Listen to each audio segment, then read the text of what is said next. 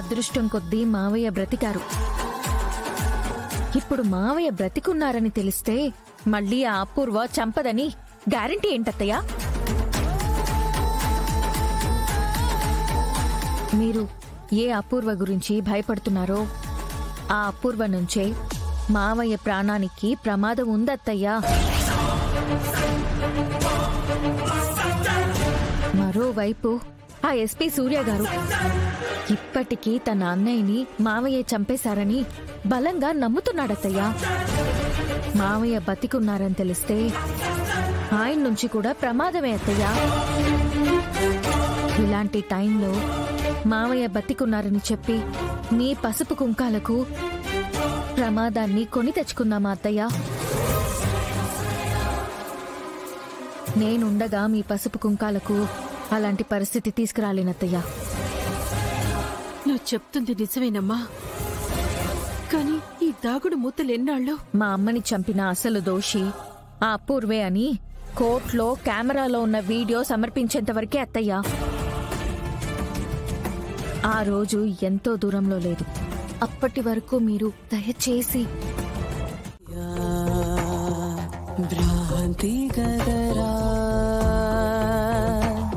శివా మాయా జన్మని మరణముని జంటగా మలిచావే ఏదో వెతుకులాటైది పాట గదరా శివా నీ మాయా భ్రాంతి గదరా శివా మాయా.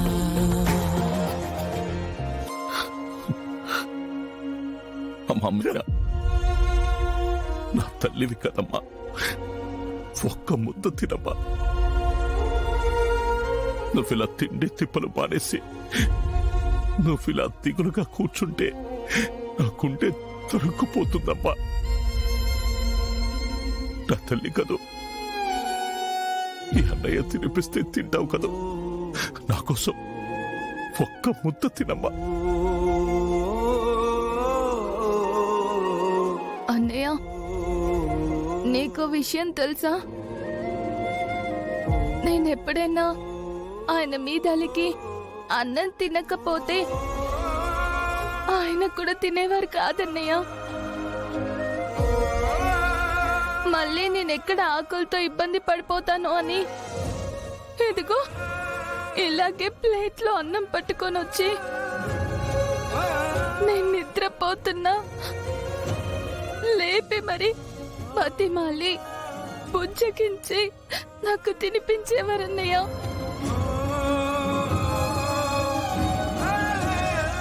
నా కోపం నెమ్మదించిందని అర్థమయ్యాక ఆ అన్నం గిన్నె నా చేతిలో పెట్టి ఏం చేసేవారో తెలుసా?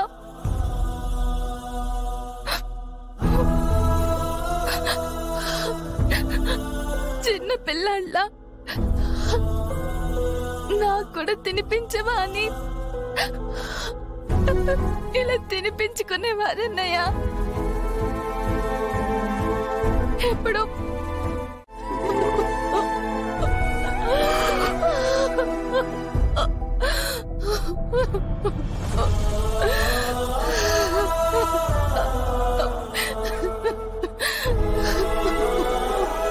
దేవుడా, నా చెల్లెల్ని రక్షించు. మళ్ళీ నా చెల్లెల్ని మామూలు మనిషిని చేయి దేవుడా. జన్మని మరణముని ఎప్పుడో మలిచావే ఏదో వెతుకులాటైది పాట గదరా శివా నీ మాయా భ్రాంతి గదరా శివా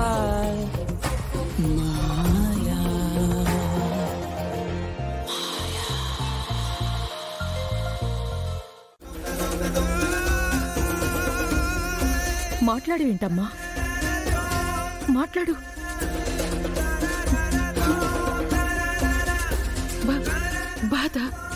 బాధ ఎందుకుండదు అత్తయ్యా? నాకు చాలా బాధగా ఉంది. కానీ దురదృష్టం ఏంటంటే గగన్ కాయనంటే ఇష్టం ఉండదు కదా.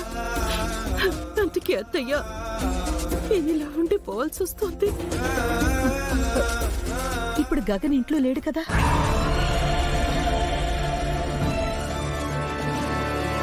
బొట్టు పెట్టుకుని ఎప్పట్లాగే ఇంత ఆడంబరంగా ఉన్నావేంటి? నా కొడుకు చనిపోయిన బాధ కొంచెం కూడా నీళ్ళు లేదు. నువ్విలా తిరుగుతుంటే లోకం ఏమనుకుంటుంది? భర్త మీద ప్రేమ ఉన్నవాళ్ళు ఇలా ఉండకూడదు కదమ్మా. తనతోనే అన్ని పోవాలి కదా.